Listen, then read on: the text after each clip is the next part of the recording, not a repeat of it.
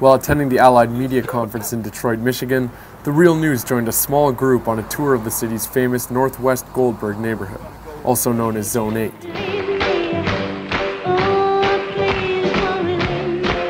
The original home of Motown Records, recent decades have brought hard times to North-West Goldberg. Our guide was author and community organizer Yusef Shakur. This gas station hasn't had gas about 6 years. The community kind of accepts it. You know, it's like, this is where the young guys hang out. It's a breeding ground for criminal behavior. And my generation, in this whole neighborhood, probably 5 guys graduated from the high school. I never met a lawyer until he was helping me go to prison. I never talked to a judge until he was sentencing me to prison. I never talked to a doctor until after he was suing me up after I got shot. So in my mind, really, realistically, what is my chance to want to be a lawyer? And what is my chance to realistically want to be a doctor? Ain't no mountain high, ain't no valley low, ain't no river wide enough, baby. If you need me, call me, no matter where you are, no matter. The neighborhood was once one of the world's most vibrant communities. Motown's original Hitsville recording studio launched a series of musical legends, including Marvin Gaye, Diana Ross and the Supremes, the Jackson 5, Smokey Robinson, and Stevie Wonder. My mama told me, better shop around. And right across the street, there was White's Records. White's Records, it was probably one of the most famous record stores in the world, based upon the relationship to Motown.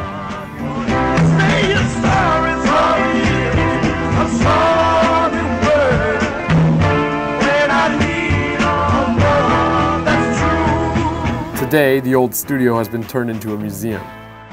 There's no relationship between these institutions and the community. But Motown isn't the community's only landmark. Right here, this is King Solomon Church. This is where Malcolm X, Martin Luther King, Thurgood Marshall, all that spoke here. Malcolm X, who was raised in Michigan, delivered his famous Message to the Grassroots speech at King Solomon Church in 1963. If violence is wrong in America, violence is wrong abroad. If it's wrong to be violent, defending black women and black children and black babies and black men, then it's wrong for America to draft us and make us violent abroad in defense of her. It's a base, a recruiting base. Once they get people here and they do a training. And right across the street from my school is an armor guard. And I say, you can keep an armor guard open, but you can close the school. And it shows you the society that we live in, where we rather invest our money.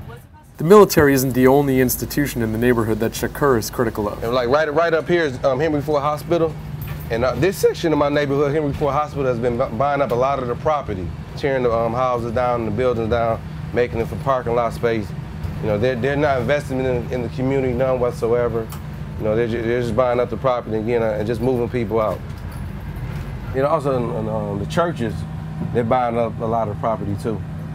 No, this church bought this used to be a factory right here, and God knows what they're going to do with the property.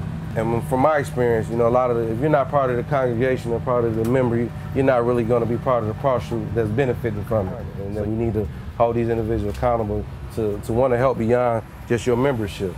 Actually, they built this, man, real fast. I asked them what it is going to be a Jehovah's Witness church. And I don't know why would you build another one, you already have one here, but... According to Shakur, growing numbers of North-West Goldberg's residents are refusing to accept the community's decline as its destiny. A series of community institutions have arisen in response to their conditions. This is the Hush House. They do a lot of meetings here. The Real News spoke to Rashawn Harris, editor of Hush Your Mouth, a newspaper put out by the Hush House. And what the Hush House is basically a community center for leadership training, for historical and cultural enhancement. We've had folks from Japanese trade labor unionists to a delegation from Liberia. So these are the kind of possibilities, the kind of projects that can come out of a place where you share, you know, the common experience of the third world community.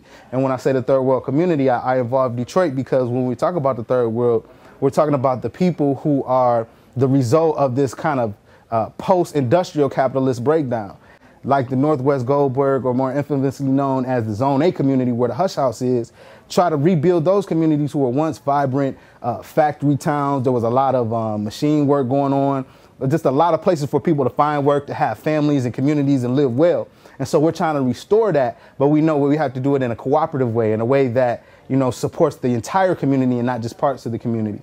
And so we look at different strategies, what's been working maybe for the folks over in Palestine, because they're in an adverse situation where you don't have access to food and school and quality housing. So they're dealing with the same type issues. So we want to look at their crisis, but also look at the solutions and the possibilities that come from that. Lessons learned from the Palestinians were put into practice during the restoration of the aforementioned King Solomon Church.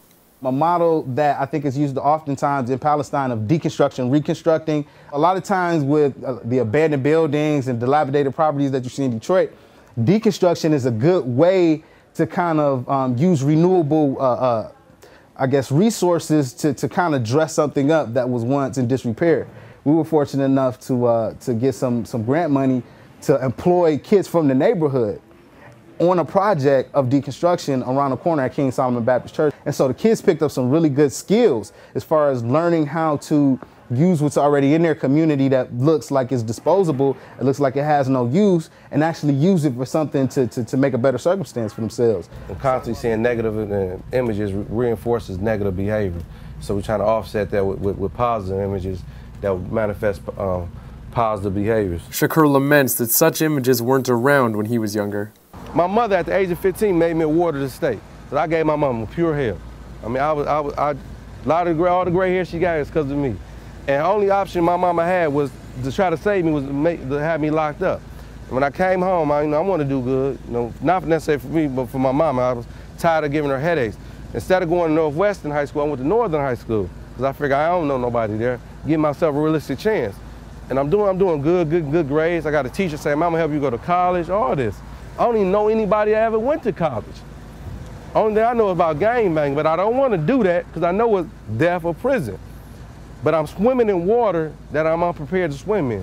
So I'm actually drowning and realizing I'm drowning, I say, "Fuck it, let me go on and kill myself."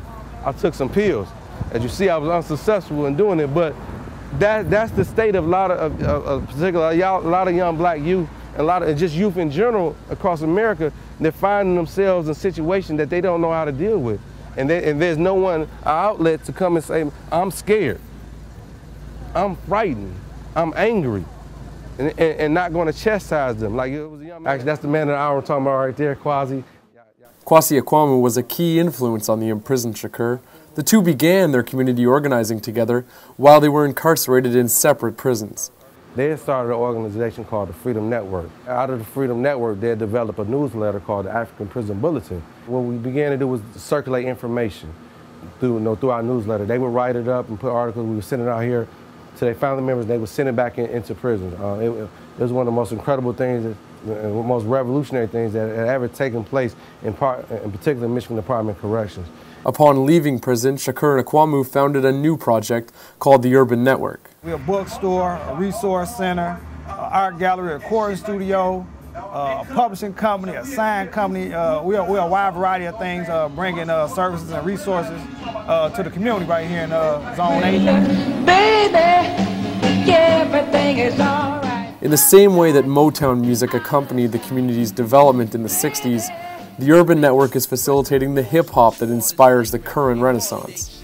See, Garvey laced it, Malcolm and Huey makes it. A power movement through the matrix, you can feel it when the bass kicks. My hunger rages from pain and struggle, but it ain't shit. Change is coming, we so close that I can taste it. All right, this is where I grew up right here. This is where my mom stayed at. I built the stage right there, so we do hip-hop concerts. Feeling that freedom bring, the bell to let freedom ring. I'm the black child, kinda wild, I done seen some things. A melody from Coltrane. One of our slogans here at the Urban Network is restoring the neighbor to the hood. What the young people proclaim is we have hoods. And the reason that we have hoods is that we don't have neighbors. We have people that's very alienated and detached from one another. People don't trust or interact with one another. And so we're trying to, we feel that in order to deal with crime and in order to deal with violence more effectively, that it's easier to build strong communities. Strong communities by default are safer communities. So, you know, that's our aim and our mission, and we want people to understand that, you know, to have a strong neighborhood, you must be neighborly. Melody from Coltrane to Love Supreme. Miles on the trumpet and Jimmy plucking the strings. I'm feeling like Dr. King. See, I got a dream, it's more like a plot of scheme involving a lot of cream. Money, you got a team, felony ring regime, UGs, urban gorillas, fresh out of Sing Sing. Freedom is time to bring, we define the finer things. Death to those who oppose, we did it by any means. Other people who see life as nothing but a long and desolate corridor with no exit.